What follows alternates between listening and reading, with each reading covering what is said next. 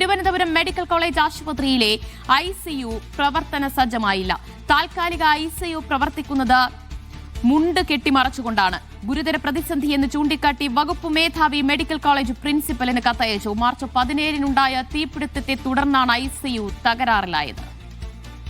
അക്ഷയ കൃഷ്ണാനന്ദ് വിവരങ്ങൾ നൽകും. അക്ഷയ, മുണ്ട് കെട്ടിമറച്ച് ICU പ്രവർത്തിക്കുക എന്നൊക്കെ പറയുമ്പോൾ അത് എത്രത്തോളം ലജ്ജാകരമാണ് എന്ന് ആലോചിച്ച് നോക്കൂ. എന്തുകൊണ്ട് ICU പ്രവർത്തന സജ്ജമാക്കാൻ കഴിയുന്നില്ല എന്നാണ് മെഡിക്കൽ കോളേജ് അധികാരികൾ നൽകുന്ന വിശദീകരണം.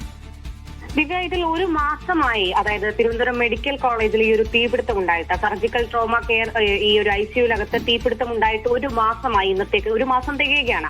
ഇതുവരെ ആയിട്ടും ഈ ഒരു ക്രിട്ടിക്കൽ അവസ്ഥയിലെത്തുന്ന, ഗുരുതരാവസ്ഥയിലെത്തുന്ന രോഗികളെ ചികിത്സിക്കാനുള്ള ഒരു ട്രോമ കെയർ ICU ഇതുവരെ സജ്ജമായിട്ടില്ല എന്ന് പറയുന്നത് ഒരു നാണക്കേട് തന്നെയാണെന്ന് പറയേണ്ടി വരും.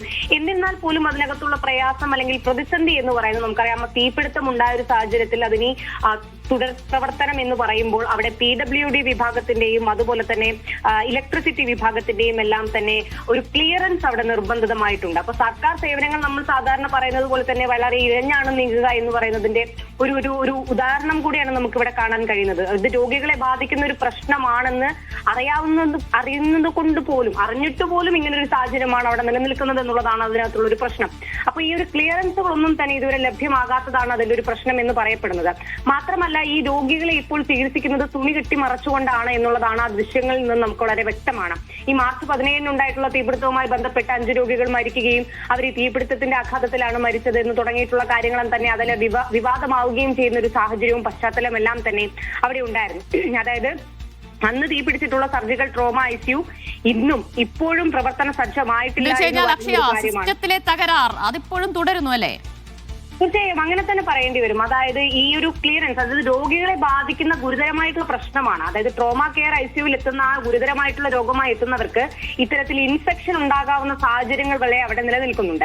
അങ്ങനെ ഒരു പ്രശ്നം ഉണ്ടായിട്ടും, അങ്ങനെ ഒരു പ്രതിസന്ധി ഉണ്ടായിട്ടും അത് റെഡിയാക്കി കൊടുക്കാൻ മറ്റ് വകുപ്പുകൾ, അതായത് PWDയും അതുപോലെ തന്നെ ഇലക്ട്രിക്കൽ വകുപ്പുകളുടെ ഒക്കെ തന്നെ ക്ലിയറൻസ് ആവശ്യമാണ്. അത്തരത്തിൽ ഫയലുകൾ നീങ്ങാത്തതാകാം പ്രതിസന്ധി എന്ന് പറയുന്ന ഒരു പ്രശ്നം അവിടെ നിലനിൽക്കുമ്പോൾ പോലും ഈ രോഗികളുടെ അവസ്ഥ ആരും കാണുന്നില്ല എന്നുള്ളൊരു ബുദ്ധിമുട്ടും അവിടെ നിലനിൽക്കുന്നുണ്ട്. എന്തായാലും ഇതുമായി ബന്ധപ്പെട്ട് ജനറൽ സർജറി വിഭാഗം മേധാവിയാണ് കത്ത് നൽകിയത്. മെഡിക്കൽ കോളേജ് പ്രിൻസിപ്പലിനാണ് കത്ത് നൽകിയിട്ടുള്ളത്. അവർ പറയുന്നതനുസരിച്ച് ഉടൻ തന്നെ ഈ ICU പ്രവർത്തന സജ്ജമാക്കാൻ കഴിയുമെന്നുള്ളതാണ് അധികൃതരുടെ ഭാഗത്തുനിന്ന് വരുന്ന വിശദീകരണം.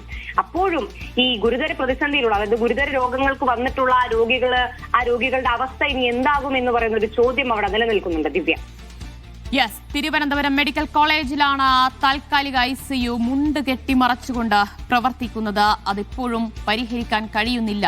ഒരു മാസമായിട്ടും അതിനൊരു പരിഹാരം കാണാൻ അധികാരികൾക്ക് കഴിഞ്ഞിട്ടില്ല, വകുപ്പിന് കഴിഞ്ഞിട്ടില്ല എന്നതാണ് യാഥാർത്ഥ്യം. അക്ഷയ കൃഷ്ണാനന്ദാണ് വിശദാംശങ്ങൾ നൽകിയത്.